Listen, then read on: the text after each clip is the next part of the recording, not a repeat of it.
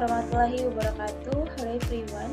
Let me introduce myself. My name is Livia Dinurhajita, NPM 2341195 from Class Management 23A. Here I will explain the material about the decision-making concept. Definition of decision-making.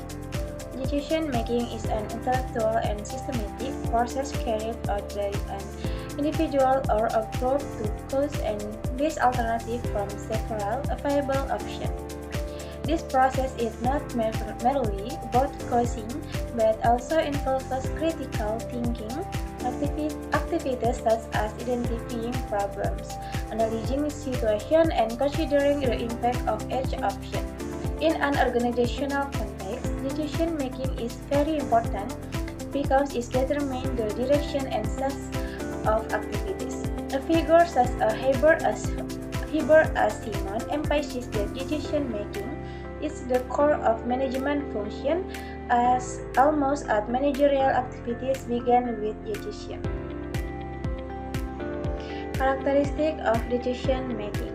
Decision-making has several main characteristics that distinguish it from ordinary thinking activities. First, there is always a goal to be achieved, so decisions are made in directed manner. Second, there is more than one alternative, allowing individuals to compare and evaluate each option.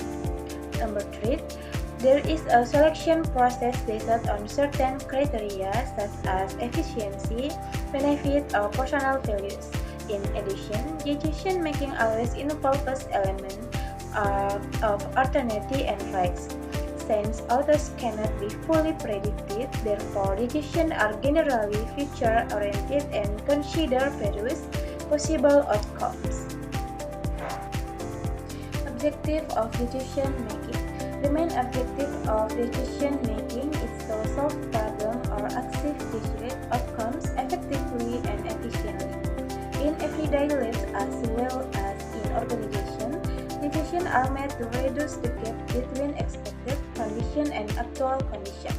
Moreover, decision-making also aims to take advantage of opportunities such as business prospects or self-development chances.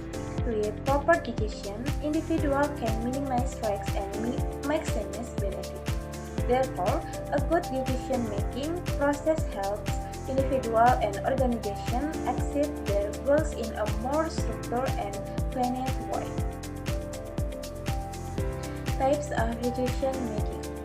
Decision-making can be classified into several types based on its characteristics. Based on structure, decisions are divided into programming and non-program decision. Program decisions are routine and repetitive, usually following established procedures such as scheduling or payroll processing. In contrast, non-program decisions are new and complex, requiring deeper analysis such as major investment or strategic changes. Based on management level, decisions are categorized into strategic, tactical, and operational decisions. Strategic decisions are long-term and determine organizational direction. Tactical decisions support strategies. Based on condition, decisions may occur under simultaneously risks or user-friendly. Decision-making process. The decision-making process consists of several interconnected steps. The first step is problem identification, which involves recognizing and understanding the real issue. The second step is gathering relevant information to better understand the situation.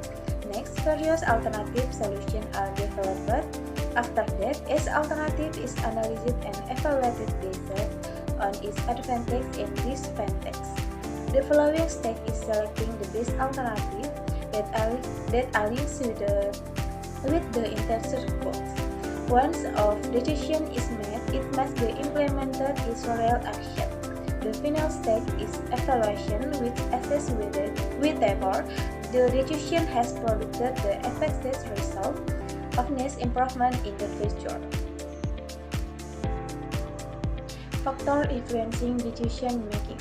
Decision making is influenced by various factors factor, both internal and external. Internal factors include experience, knowledge, personal values, and emotional condition. For example, experience individual trained to make quicker and more accurate decisions. External factors include social environment, culture, economic condition, and the technological development that influence available options. Situational factors such as temperature, level of risk, and availability of information also play a significant role. Under tech guidelines, individuals may make quick decisions without thorough analysis, increasing the risk of errors. Decision-making models. There are several models that can be used as approach in decision-making. The rational model emphasizes logical and systematic analysis based on data to produce optimal decision. The intuitive model relies on instinct, experience, and feelings, and is often used in situations requiring quick responses. The administrative model, proposed by Herbert Simon, explains that humans have limitations in processing information, so decisions are not always optimal but rather satisfactory. Additionally, the political model views decision-making as the result of interaction and compromise among parties with different interests. Decision-making techniques and tools. Various techniques and tools can assist in the decision-making process. One commonly used method is SWOT analysis, which identifies strengths, weaknesses, opportunities, and threats. Decision trees are also used to visually map out causes and possible outcomes, making it easier to understand consequences. Brainstorming is another technique that involves generating as many ideas possible without immediate judgment.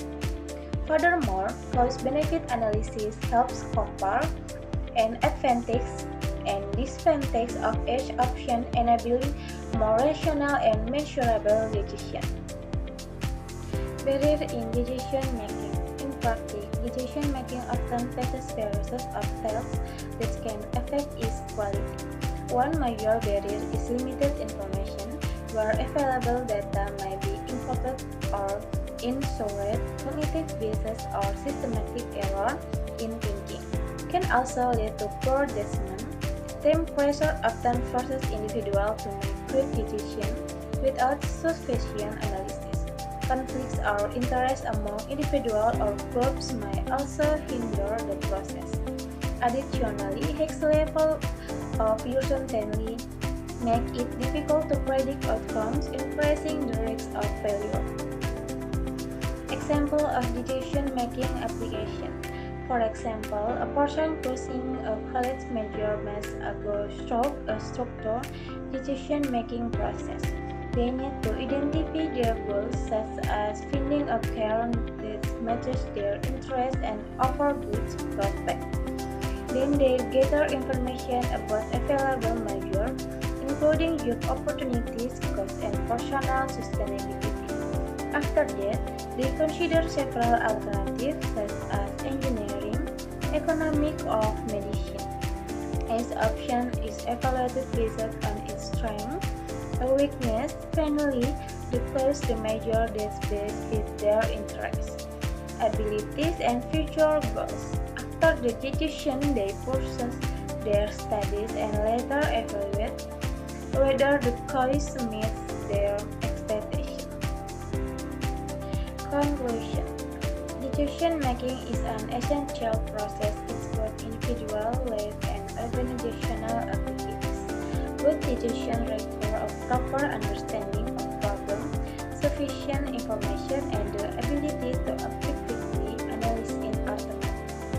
It is also important to consider risks and evaluate the outcomes of decisions that have been made by applying appropriate decision-making concepts and techniques. Individuals can improve the quality of their decisions and achieve goals more effectively and efficiently. Okay, this is all the explanation of the material from me. I end it with wassalamualaikum warahmatullahi wabarakatuh.